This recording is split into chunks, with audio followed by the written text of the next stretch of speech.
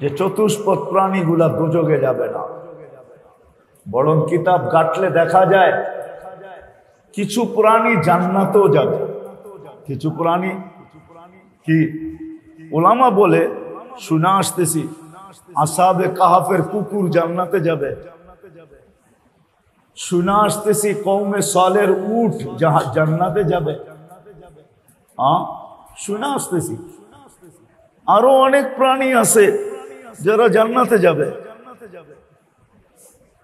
কিন্তু মানুষ, বাকি প্রাণী মাটি হয়ে যাবে, কিন্তু মানুষগুলা জাহান্নামের ইন্ধন হবে। এই জন্যই বালহুম আদাল। বিদায় তিনটা দাবি আমাদেরকে পুরা করে যেতে হবে যদি আমি আখেরাতে যাইতে চাই।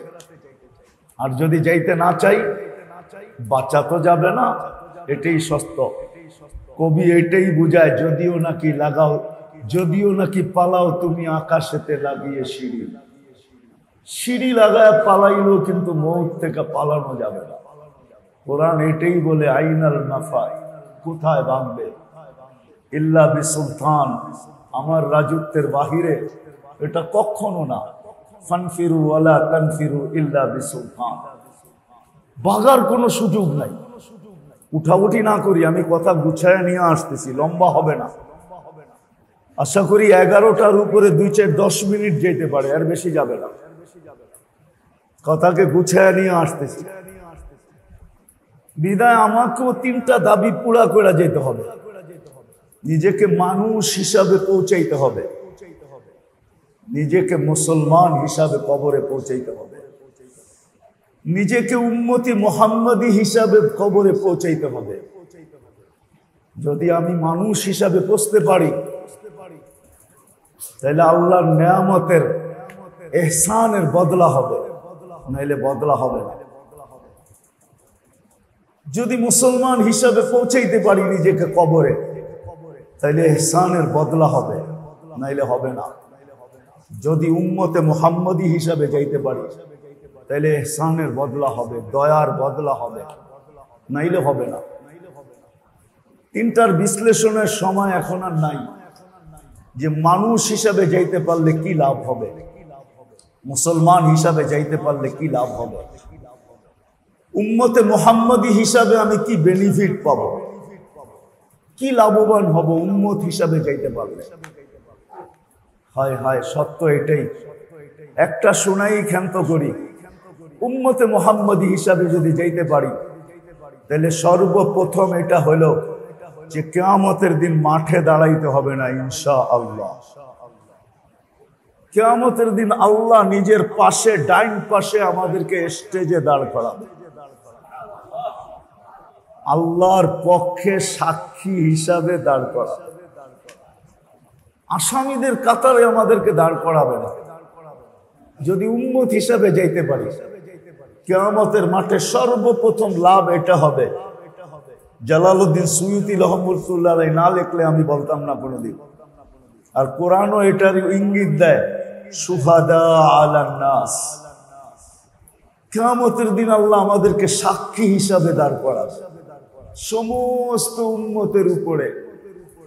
বোঝা গেল সাক্ষী আসামির কাতারে দাঁড়ায় না, সাক্ষী তো সাক্ষীর জায়গায় দাঁড়ায়, আসামি তো কাঠগোড়ায় দাঁড়ায়। সমস্ত উম্মত কিয়ামতের মাঠে দাঁড়াবে, আর ইনশাআল্লাহ আমরা আল্লাহর পাশে স্টেজে সাক্ষী হিসাবে দাঁড়াবে। যদি উম্মতে মুহাম্মাদি হিসাবে যাইতে পারি, যদি উম্মতে মুহাম্মাদি হিসাবে পরিচয় কার্ড নিয়ে যাইতে পারি যে আমি উম্মতে মুহাম্মদ,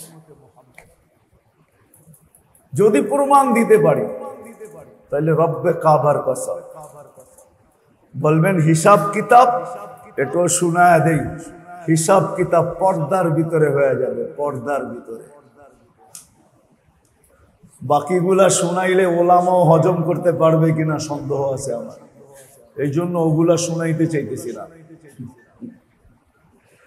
বাকিগুলা শোনাইলে ওলামারও হজম করতে পারবে কিনা এটা আমার সন্দেহ আছে। আবার অনেকে আঙ্গুল উঠায় দিবে যে এই সমস্ত কথা কোত্থেকে নিয়ে আসছে, কিন্তু কিতাবে লেখা আছে। কিতাব পড়েই বলতেছি, স্বপ্নে পায়া বলতেছি না। কিতাবে লেখা আছে, ওগুলো সওয়া যাবে না।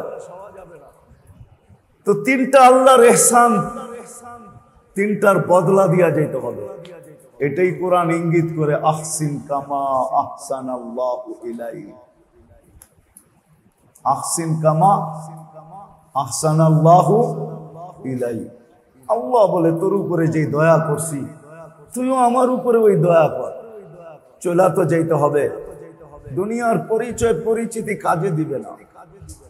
আজকে যদিও দুনিয়া আমাদেরকে বুঝায়, খুব মিডিয়া বুঝায়, দুনিয়ার শিক্ষা বুঝায়, দুনিয়ার দীক্ষা বুঝায়, দুনিয়ার পরিবেশ বুঝায়, দুনিয়ার সোসাইটি বুঝায়, দুনিয়ার প্রত্যেকটা জিনিসই আমাদেরকে বুঝায়। দুনিয়ার পরিচয় পরিচিতির বড় মূল্যায়ন বুঝায়। আমিও মানি মূল্যায়ন, কিন্তু এটা আকাশের নিচে মাটির উপরে, ভিতরে না। ভিতরে এই পরিচয়গুলো চলবে না। কামরাঙ্গীরচরের মানুষ একটু ভালো করে বোঝেন, এই পরিচয়গুলা আকাশের উপরেও চলবে না, মাটির ভিতরেও চলবে না। এই পরিচয়গুলা শুধু আকাশের নিচে, মাটির উপরে। আজকে হয়তো এটা ঢোল বড় আওয়াজে বাজে, আমিও মানি, বাঁচতে পারে, কিন্তু মরতে দেরি। এই শব্দ আর বাজবে না। দুনিয়ার কোন পরিচয় পরিচিতি এই 2.5 হাত মাটির নিচে চলে না। কবরটা 2.5 হাতই গভীর হয়। এই মাটির ভিতরে দুনিয়ার কোনো পরিচয় চলে না। পারতে পারেন আপনি দুনিয়ার যত পরিচয়ের কার্ড আছে সব দিয়া দিতে পারেন, কিন্তু দেখবেন কয়েকদিন পরে কার্ডগুলা মাটির সাথে মিশা যাবে, কিন্তু এই পরিচয়ের কোনো ছোঁয়া ওইখানে লাগবে না। রব্বে কাবার কসম। তাইলে কোরআন আমাদেরকে এরকম খুলা খুলা বুঝাই দেয়। দুনিয়ার কিছু সম্পর্ক আমাদেরকে কাদাইতো না। আপনাদেরকে কাদায় কি কাদায় না আমি জানি না, কিন্তু আবু তালেবের কথা মনে উঠলে মাঝে মাঝে দিলে বড় ধাক্কা লাগে। আবু তালেব মুহাম্মদুর রাসূলুল্লাহর চাচা, 44টা বৎসর যাকে সিনায় রেখা লালন পালন করলেন, নিজের পরিবারকে ভুলে গেলেন। যতদিন বাচ্চিদা জীবিত ছিল তো নিজের পরিবারের খবর অতটুকু নিতেন না। মুহাম্মদুর রাসূলুল্লাহর উলামা কেউ বলে যে ছায়া ছিল না, ওই তর্ক বিতর্কতে আমি যাইতে চাই না, কিন্তু আমি এটা বলি একটা ছায়া ছিল, যে ছায়াটার নাম আবু তালেব। 24 ঘন্টা ছায়ার মতো থাকতেন ভাতিজার সাথে। এর কথা মনে উঠলে দিলের ভিতরে মাঝে মাঝে কাদা, দিলের ভিতরে মাঝে মাঝে কেমন জানি লাগে। হুজুর সাল্লাল্লাহু আব্বা আম্মার কথা মনে উঠলে জানি কেমন লাগে।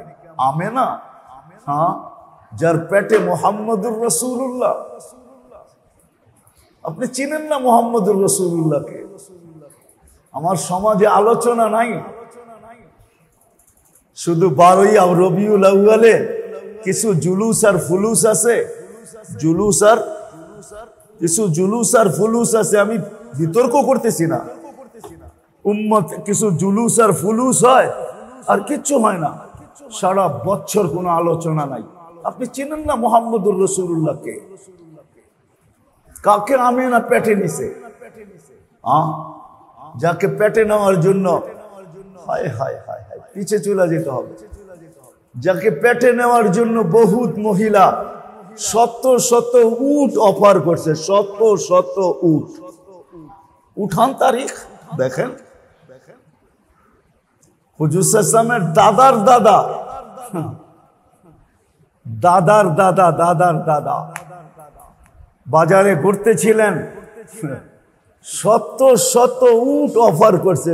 উট যে আমার সাথে এক রাত্র থাকবে, তোমাকে এত উট দিব। বলছে আমরা সম্ভ্রান্ত পরিবারের মুখ কালা করতে চাই না। আমরা সম্ভ্রান্ত পরিবারের, আমাদের পরিবারের উপরে দাগ, জিনার দাগ লাগাইতে চাই না, ব্যভিচারের দাগ লাগাইতে চাই না। অফার গ্রহণ করেন নাই। কয়েকদিন পরে ওই মহিলাকে বলছে বিয়ে বসো, বলছে এখন আর বিয়ে বসতে রাজি না। কেন? বলছে তোমার কপালে যে নূর ছিল ওটা অন্য জায়গায় চলে গেছে।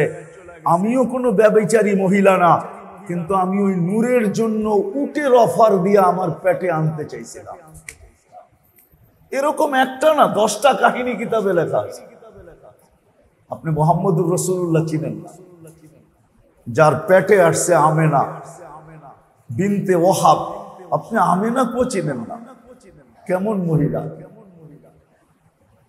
ওনার আব্বা আম্মার কথা যখন মনে ওঠে তখন দিলে বড় ধাক্কা লাগে। বড় বড় বড় পেটে আসতে দেরি, বাবা চলে যেতে দেরি করে নাই। 6 বছর বয়স, মাও চলে যেতে দেরি করে নাই। এতিম হিসাবে লালিত পালিত। অনেক জিনিস আমাদেরকে সম্পর্ক কাদায়, কখনো কখনো কাদায়।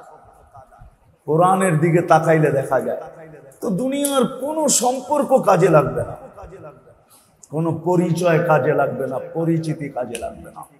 আজকে যদিও পরিচয় পরিচিতির তুফান চলতেছে দুনিয়ায়, বস্তুর তুফান চলতেছে, কিছুই কাজে লাগবে না। হ্যাঁ, কাজে লাগবে, কিছু সম্পর্ক আছে কাজে লাগবে। একবারে যে সবগুলা লাগবে না এরকম না, কিছু লাগবে। এটা আল্লাহ রসুলের ইঙ্গিত আছে, নাইলে কোরআন এই কথা বলতো না, ইল্লাল মুআদ্দাতা বিল কুরবা, ইন্নাল লা আসআলু আলাইকুম মিন আজরিন ইল্লাল মুআদ্দাতা বিল কুরবা। আল্লাহ রসুল কে আল্লাহ কোরআনে এই কথা কোনোদিন বলতেন না। আল্লাহ আল্লাহ রসুলের ভালোবাসা কাজে লাগবে, আহলে বাইতের ভালোবাসা কাজে লাগবে,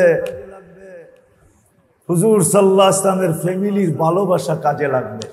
যদি ঈমান থাকে তাহলে কাজে লাগবে, কাজে লাগবে। আজকে তো দেখানো যাবে না, কাজে লাগবে। জলিল মাতবরের কাজে লাগবে, হাফিজ জি হুজুরের তাআল্লুক কাজে লাগবে। আজকে দেখানো যাবে না, ওই দিন যখন আসবে তখন দেখানো যাবে যে হাফিজ জি হুজুরের সম্পর্ক জলিল মাতবর সাহেবের ফ্যামিলির জন্য কতটুকু কাজে লাগলো। তো কাজে লাগবে, আজ লাগুক আর কালকে লাগবে, আজকে লাগুক আর না লাগুক। তো যেটা বুঝাইতেছিলাম, আল্লাহ 3টা ইহসান করছেন, আমাদেরও 3টার বদলা দিয়ে যেতে হবে। এক তো নিজেকে মানুষ হিসাবে কবরে পৌঁছাইতে হবে, মুসলমান হিসাবে। তৃতীয় কি? আরে বলেন না, উম্মত হিসাবে কবরে পৌঁছাইতে হবে। এই 3টাই আল্লাহর দাবি। আহসিন কামা আহসানাল্লাহু ইলাইক। আমি বলি নাই, এই ওয়াজ আমার না, এটা ইমাম গাজালি রহমতুল্লাহ আলাইহির ওয়াজ। উনি লেখা গেছেন, আমি আপনাদেরকে শোনায়া দিতেছি। উনি লেখছেন 3টা বড় ইহসান, তোমাকে 3টার বদলা দিয়া কবরে যেতে হবে। রাজি? হ্যাঁ, রাজি নাকি? রাজি?